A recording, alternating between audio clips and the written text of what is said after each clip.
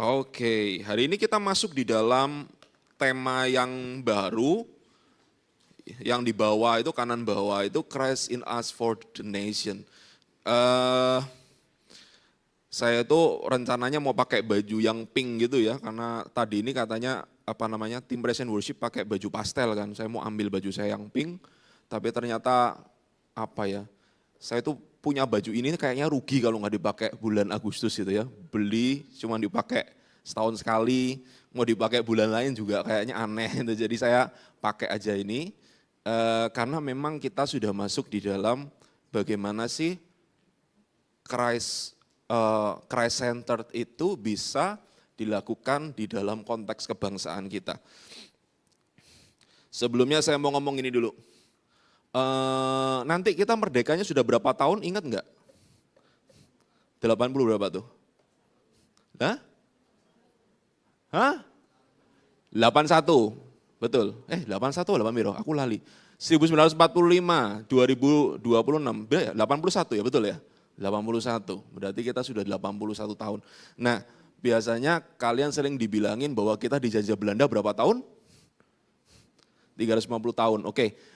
Sebelumnya saya mau bikin kerusuhan dulu nih. Bagaimana kalau saya bilang kita dijajah Belanda 350 tahun itu hoax? Itu enggak benar.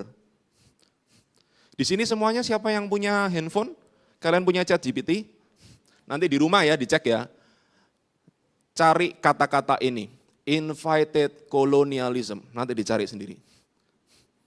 Itu artinya adalah penjajah yang diundang. Dan nanti kalian akan lihat contohnya di bawah, itu persis itu adalah VOC. Dan itu bicara tentang Indonesia.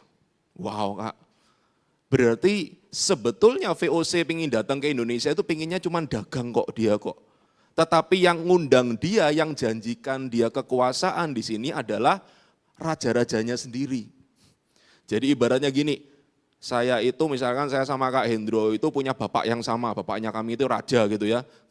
Lalu kemudian ketika bapaknya kami sudah tua, lalu kemudian saya dan Kak Hendro ini berebut kekuasaan. Lalu karena saya tidak mau kalah, saya mengundang VOC untuk ada di pihak saya. Ya jelas saya menang toh. Kita masih berperang menggunakan keris, VOC-nya sudah pakai senjata api. Ceritanya model seperti itu. Nanti ceken ya. Jadi saya itu dulu pernah nulis, saya dari dulu kan suka nulis, saya pernah nulis di sebuah majalah, saya tulis seperti ini. Indonesia itu dulu dan jangan sampai sekarang kita itu negara yang ketagihan dijajah, gitu ya. Kenapa ketagihan dijajah? Karena dijajah itu mengasihkan buat kita. Buat saya enggak sih, tapi buat sebagian besar orang itu mengasihkan. Saya mau nanya seperti ini. Ini enggak boleh tersinggung ya, kalau kalian tersinggung, kalian merasa itu salah, berubahlah. Di sini sudah sekolah semua kan? Siapa di sini yang kalau jam kosong, enggak ada tugas nih. Pokoknya jam kosong aja, gurunya ghosting atau dosenmu ghosting itu pokoknya enggak ada gitu aja. Kamu melakukan waktu itu dipakai dengan bertanggung jawab. Pakai untuk belajar kayak, pakai untuk apa? Siapa yang enggak gitu bisa angkat tangannya? Oke, ada. Yang enggak angkat tangan bertobat ya, kerajaan surga sudah dekat. Kenapa saya bilang kita itu kecanduan dijajah? Karena ketika kamu dijajah, kamu enggak perlu mikir. Betul ya? Ketika kamu dijajah, kamu akan dibilangin, nanti yang di sana dikeruk ya, yang di sana nanti dipindah ke sini ya. Gak usah mikir kan, capek tapi gak usah mikir. Ketagihan kita sama hal seperti itu. Kalau kita dikasih kepercayaan sedikit, kita gak pakai kepercayaan itu dengan baik. Satu cerita lagi sebelum kita masuk ke dalam sini. Beberapa waktu yang lalu, saya tuh pergi ke sebuah mall. Mall ini sedang ada pameran untuk merekrut orang bekerja gitu. Apa sih namanya? Job Expo ya. Perusahaannya banyak sekali, orang itu pada cari pekerjaan, semuanya dikasih keplek gitu ya. Lalu kemudian saya masuk ke sana karena saya mau ketemu sama orang, selesai ketemu, seperti biasa tadi kok saya merasa ada pameran buku yang gede ya, saya pergi ke sana lagi. Di mall itu ramenya luar biasa ya. Yang pergi ke pameran buku itu enggak ada dong. Cuman saya tok. Saya cari-cari buku yang bagus, saya check out gitu satu buku yang bagus untuk saya baca-baca. Mungkin banyak teman-teman yang ngomong, iya kak kan enggak semua orang suka membaca. Saya juga belajar statistiknya ya, 80% orang itu visual learner. Mosok enggak ada satupun yang belajarnya dengan cara membaca. Padahal gini loh guys, notabene mereka itu datang untuk ke job fair itu, job fair namanya ya. Karena mereka butuh pekerjaan. Kenapa? How come mereka tidak mau untuk mengupgrade diri mereka sendiri? Mereka cari aja kerjaan pokoknya gitu ya. Tapi mereka nggak mau upgrade diri mereka sendiri. Mereka nggak mau pakai waktu mereka untuk belajar. Nah ini sebabnya kita percaya dengan hoax yang dikatakan bahwa kita dijajah selama 350 tahun. Ya nanti kalian lihat, kalian akan terbelalak gitu. Loh iya ya, ternyata itu pertama kali VOC datang dan VOC itu sangat kuat di Nusantara ini waktu seorang anak yang namanya Pangeran Haji, dia itu ingin untuk mengalahkan ayahnya sendiri, namanya Sultan Agung Tirtayasa. Tahu kalian nama itu ya? Ini pengen dikalahkan, sini ngundang VOC gitu ya. Kalian akan bingung sendiri, loh ternyata sejarah saya ini kok enggak pernah diajarkan sama guru sejarah saya. Ya, nanti kalian lihat sendiri. Nah, kita akan masuk ke dalam topik ini teman-teman. Saya akan bahas enggak lama karena saya ingin teman-teman lebih banyak nanti merenungkan tentang apa yang harus kita kerjakan. Teman-teman di tempat ini sudah tahu ya, ada namanya Christ Center Project, teman-teman sudah harus ditugaskan untuk ke lapangan. Ada yang ngomong sama saya, mirip KKN ya? Iya, tapi ini adalah dalam versi yang lebih major. Artinya menurut saya begini, dari CCP kalian nanti saya berdoa bisa muncul foundation yang baru. Bisa muncul gerakan-gerakan yang bisa kalian kerjakan. Ya, bahkan setelah nanti kalian sudah tua, sudah menikah, kalian bisa tetap kerjakan itu untuk kalian bisa jadi terang untuk lingkungan kalian. Saya akan mulai ini adalah pasport. Semuanya tahu pasport? Ini adalah pasport. Sebentar, Oke, ini adalah namanya pasport. Pernah lihat pasport hijau? Siapa di sini yang marah-marah karena pasportnya warna hijau? Konon paspornya Indonesia ini adalah paspor yang paling lemah di dunia ya, salah satu yang paling lemah di dunia. Makanya banyak pemain-pemain bule-bule itu ketika ditukarin paspornya paspor Belanda jadi paspor Indonesia, dia agak ngomel-ngomel gitu ya. Jadi makanya pemerintah Indonesia sekarang mau bikin jalan pintas, dia bikin supaya pemain-pemain yang bule-bule itu mau jadi pemain Indonesia. Mereka membuat sistem dui kewarganegaraan untuk Indonesia. Padahal dari tahun 1945 nggak boleh gitu ya. Yang boleh dui kewarganegaraan banyak negara, tapi Indonesia enggak gitu ya. Jadi kalau Lionel Messi itu dui kewarganegaraan juga. Dia itu kewarganegaraannya Argentina dan Spain dan Spanyol. Jadi dia punya 2 paspor. Kalau Indonesia nggak boleh. Kalau kamu pegang paspor hijau ini, paspor kesayanganmu ini, maka kamu harus meninggalkan paspor yang lain. Jadi kamu cuma boleh punya 1. Nantinya mau dirubah. Ya. Tapi itu terbatas ya guys. Ada yang di sini langsung punya pikiran, "Aha, aku mau jadi warga negara Timur Leste." Ya jangan gitu ya, enggak bisa. Itu khusus untuk atlet dan beberapa. Ya, kembali ke laptop. Ini adalah alat yang sering kali kamu kejar kalau kamu mau jalan-jalan. Betul apa betul? Kamu mau studi di luar negeri, kamu mau pergi kemana, kamu pakai namanya paspor ini. Kadang-kadang tujuannya juga nggak tahu. Tahukah kamu bahwa di dalam Alkitab pernah menceritakan tentang paspor? Loh Kak, yang mana ceritanya Kak? Ini tak ceritakan. Ada namanya Nehemia. Nah Nehemia ini adalah orang yang ada di dalam pemerintahannya. Dulu dia itu dibawa ya, Kak Dendi sudah cerita bolak-balik dari Yerusalem, dia dibawa ke Nebukadnezar. Lalu Nebukadnezar itu rajanya Raja Babel. Lalu Raja Babel dikalahkan oleh Raja Artasasta itu apa namanya kerajaannya, Kak Dendi lupa. Oleh kerajaan Persia ya, Media Persia, Mede Persia. Lalu kemudian inilah kisahnya Nehemia, dia ada di dalam kerajaan Persia. Nah, Mana paspornya Kak? Nanti sebentar, kita akan lihat bareng-bareng ya, nanti ada paspornya, jangan khawatir.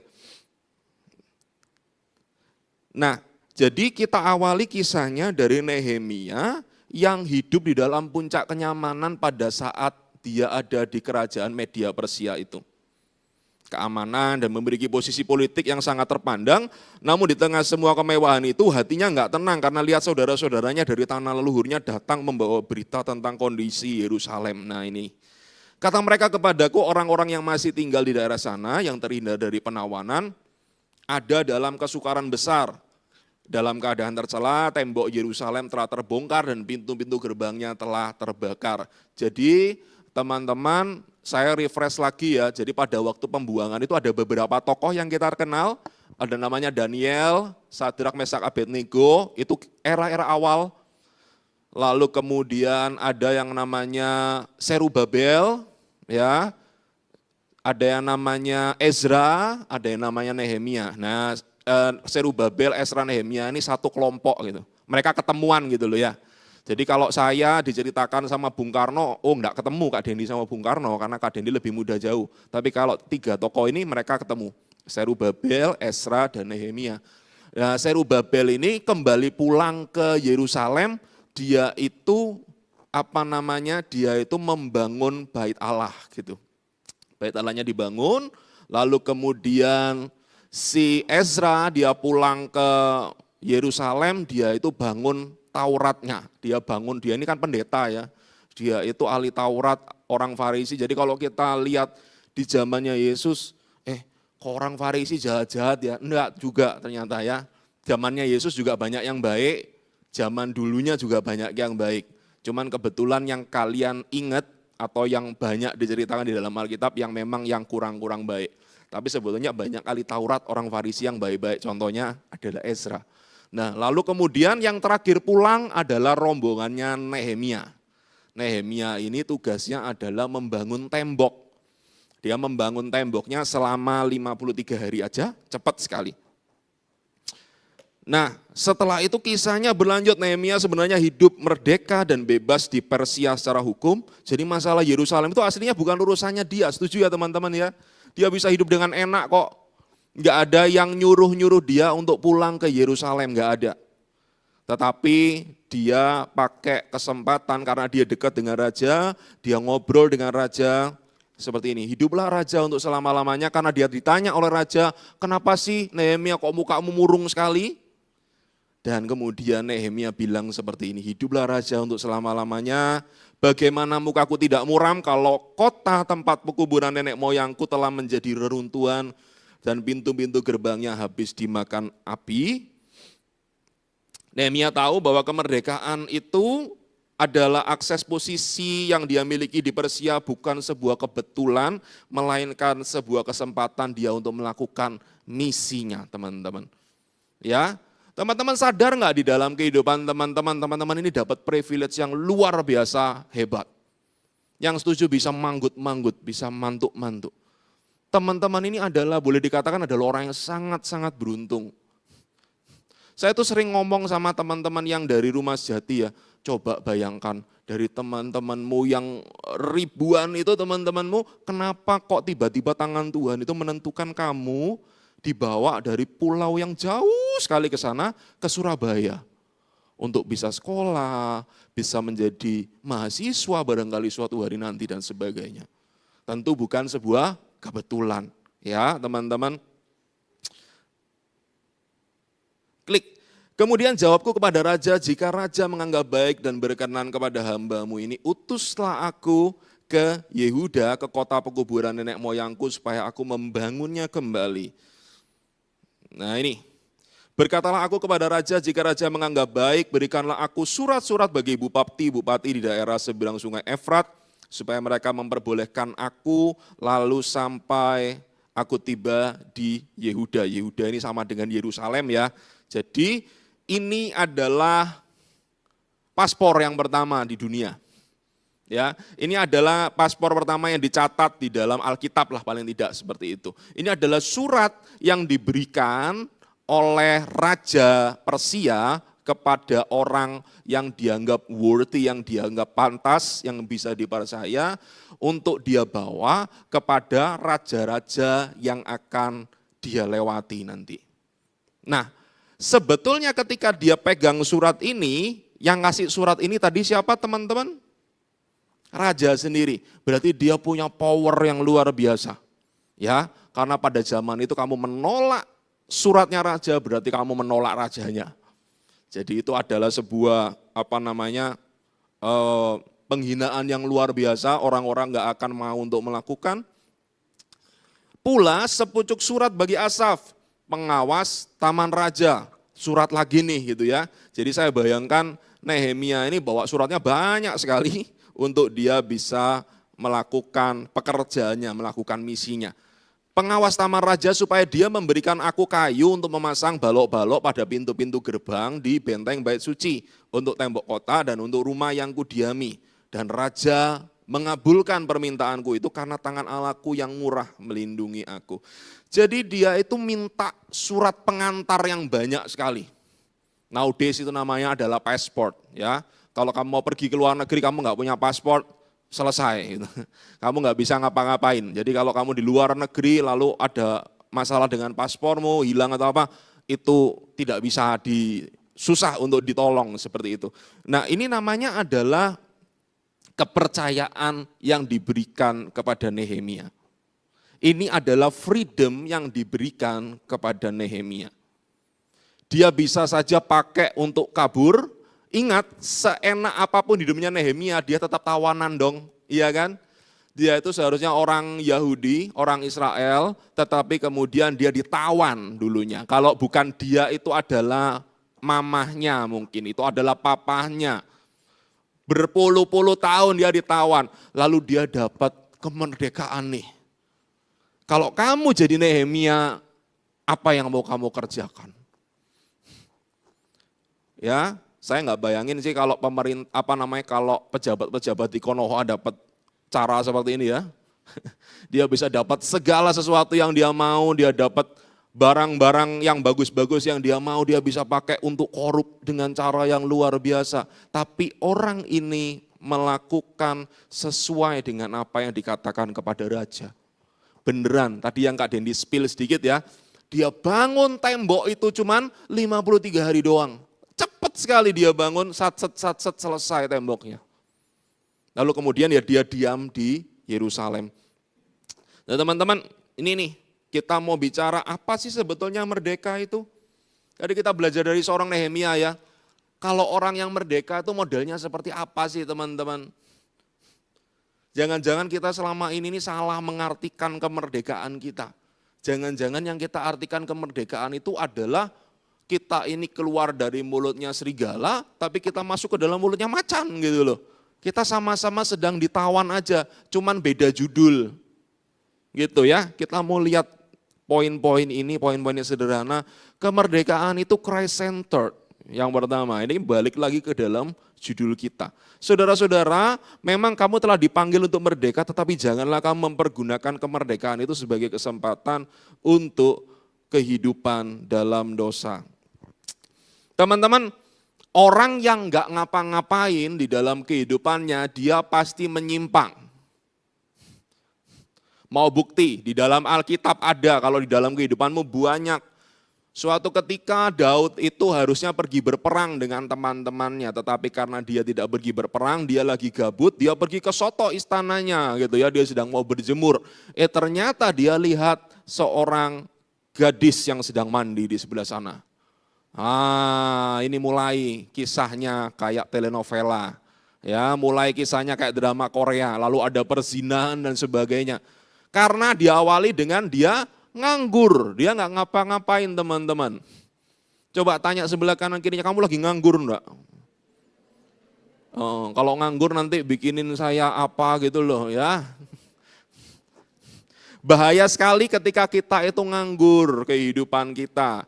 Ketika kita itu punya hidup yang Christ-centered, Tuhan Yesus jadi pusat kehidupan kita nggak mungkin nganggur. Kenapa?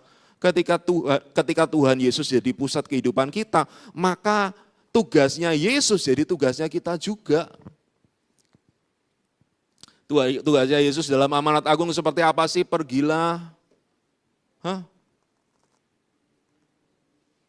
Jadikanlah semua bangsa muridku, baptislah mereka dalam nama Bapa dan Anak dan Roh Kudus. Dan ajarkanlah mereka segala sesuatu yang telah kuperintahkan kepadamu. Teman-teman, seringkali kita ini bingung ya, kemerdekaan itu bagi kita adalah kesempatan untuk berbuat semau-maunya kita sendiri. Padahal tahukah teman-teman ketika teman-teman melakukan kehidupan yang tanpa tujuan itu adalah perbudakan dalam bentuk yang baru. Teman-teman seolah-olah aku bebas dari sini tetapi aku pergi yang sana tetap aja kamu dirantai dan diperbudak. Nah, enggak ada bedanya, sama aja. Teman-teman saya itu sudah punya anak-anak yang seumuran kamu ya, puji Tuhan gitu ya. Saya punya teman-teman yang sudah punya anak yang sudah berangkat kuliah dan sebagainya. Ada banyak yang kuliahnya pada akhirnya di luar negeri. Papanya cuma bilang seperti ini, aku itu takut sebetulnya mengirim anakku keluar dan aku nggak ngerti dia mau ngapain.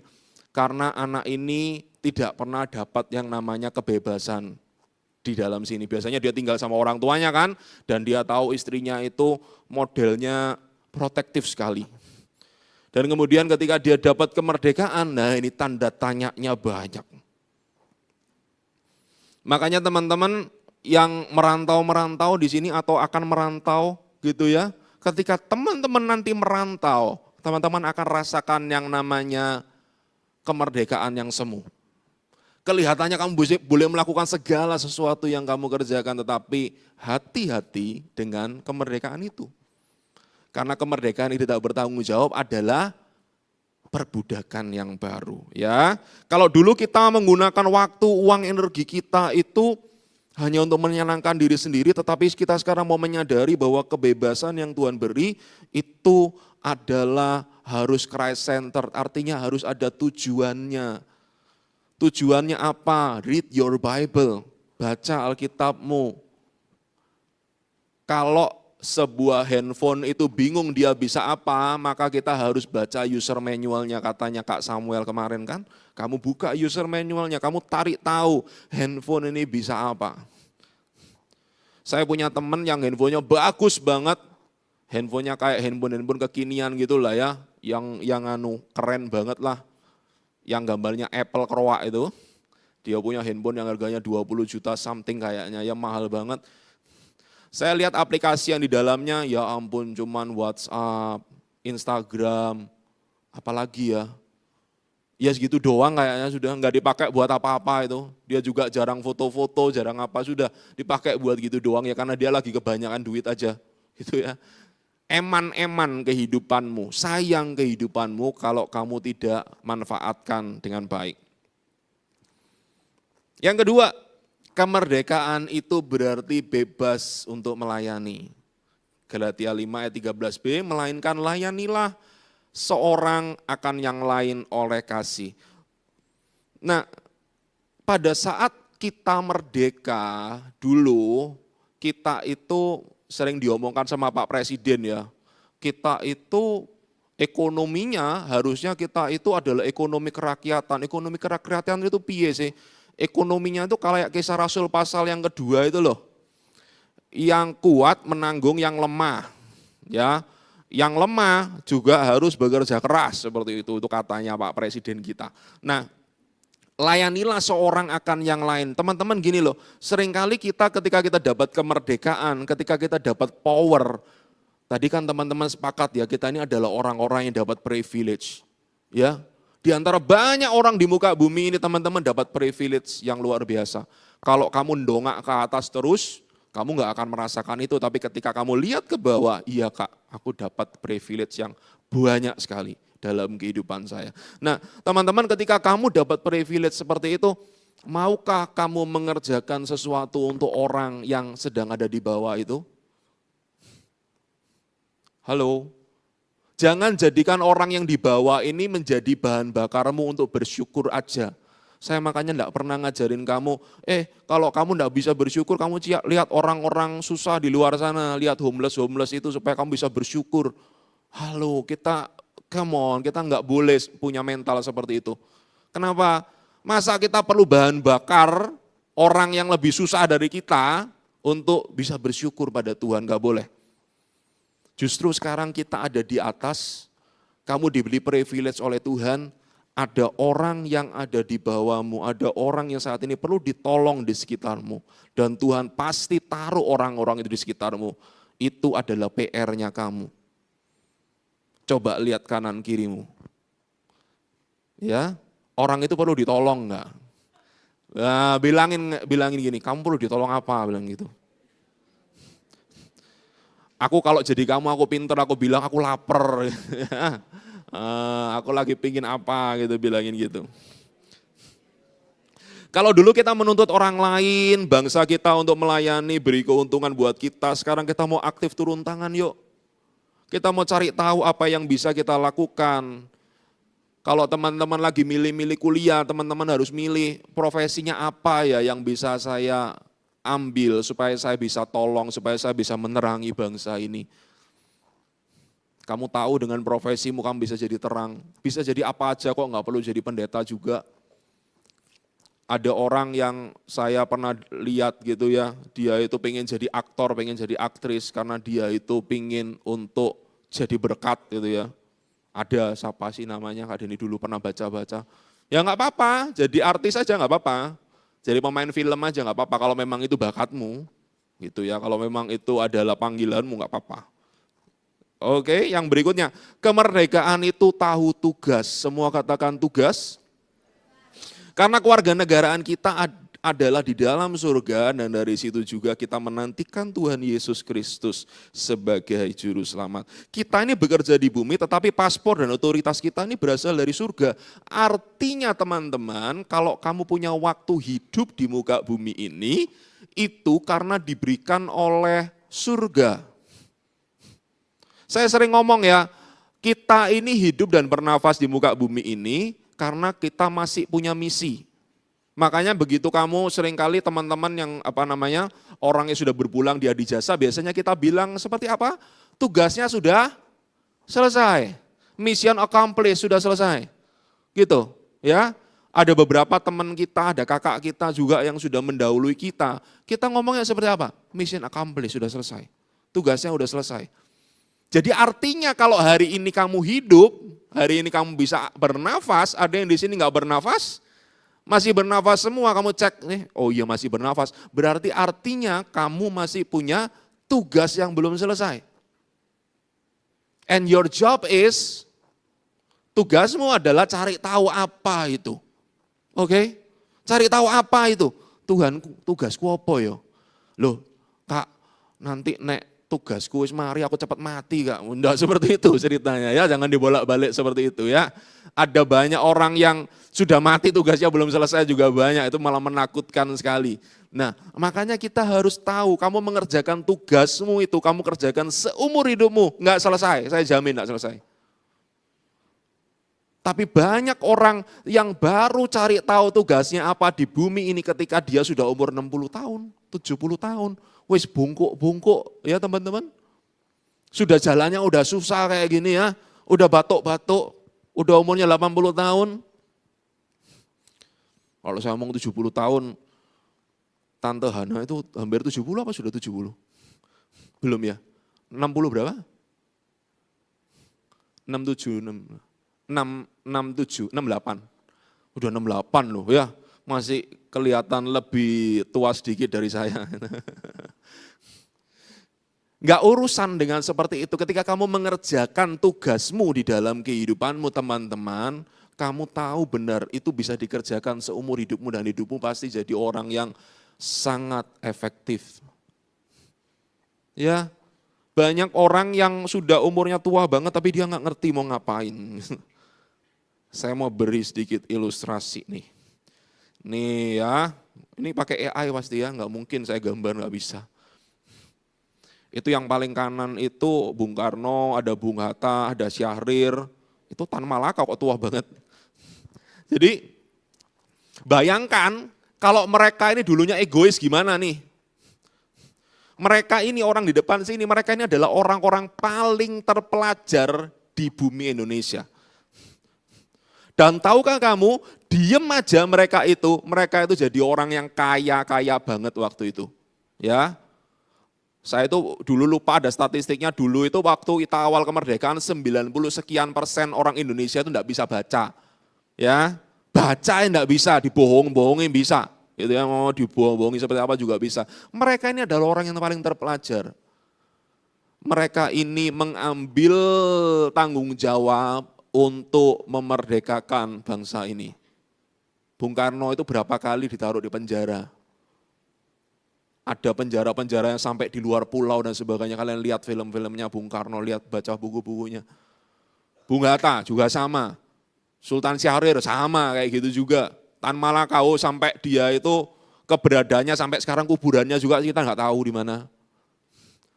Loh ini bapak-bapak bangsa kita, orang-orang yang sangat-sangat beruntung sama seperti kamu hari ini.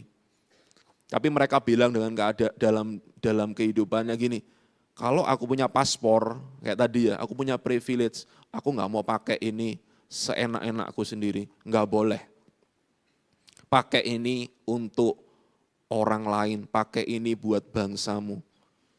Bisa minta tolong tim Praise and Worship menyiapkan diri? Siapa tahu hari-hari ini di Indonesia ini lagi banyak hal yang perlu ditolong. Siapa yang sering lihat berita? Enggak tahu lihat berita? Oke, ada beberapa yang lihat. Kalau kalian lihat di dalam berita ada banyak hal yang perlu didoakan di Indonesia ini. Banyak sekali hal yang menurut kita, kok gini sih Indonesia ya. Tambah lama tambah jelek. Nah kita punya pilihan, yang pertama untuk mengutuki bangsa ini, atau yang kedua kita mau jadi berkat buat bangsa ini. Guys, kamu adalah jawaban doa bagi orang lain. Saya suka gereja ini adalah gereja yang gemar berdoa. Tapi hari ini saya mau ajak kamu extra miles. Kita jadi jawaban doa yuk. Karena mungkin orang-orang sekitarmu sedang berdoa dan jawaban doanya ada di dalam dompetmu. Jawaban doanya ada di dalam otakmu. Kamu bisa bantu orang-orang sekitarmu. Disiapkan lagunya? Oh belum ada, oke, gak apa-apa. Tahukah kamu teman-teman, kalau hari ini kamu kembali ke dalam lingkunganmu, melalui CCP Project yang tadi ya, kamu kembali ke dalam lingkunganmu, kamu jadi orang yang mau jadi berkat buat orang lain. Percaya saya, keadaan di dalam lingkunganmu akan jadi lebih terang. Siapa pingin lingkungannya bisa lebih terang? Siapa pingin kotanya bisa lebih terang? Bisa angkat tangannya? Siapa pingin Indonesia bisa lebih terang? Enggak Indonesia gelap gitu ya. Siapa di sini yang punya mimpi menukarkan paspornya? Jangan gitu ya. Walau nanti pergi ke ujung dunia, tetap percaya bahwa kalau kita dilahirkan di Indonesia, teman-teman, saya pingin suatu hari nanti ada banyak teman-teman di sini yang akan kuliah di luar negeri. Saya tahu. Angkatan ini ada Kelly sama Keisha ya nanti ya. Ada yang lain enggak ya? Yang akan pergi ya? Ada ini enggak tahu sih. Oke. Ada yang lain aku enggak tahu, tapi aku mau ngomong seperti ini teman-teman, lihatin baik-baik, enggak usah lihatin yang sana. Lihatin, dengerin saya baik-baik. Kamu boleh pergi ke luar negeri, kamu boleh belajar di luar negeri, kamu boleh jadi yang terbaik di sana. Tapi please, one day, balik ke Indonesia, bangun Indonesia. Aku serius. Kalau terus-terusan orang pintar seperti kamu ini, udahlah aku putus asa sama Indonesia, semuanya mikir hal yang sama. Tambah lama Indonesia tambah gelap coy.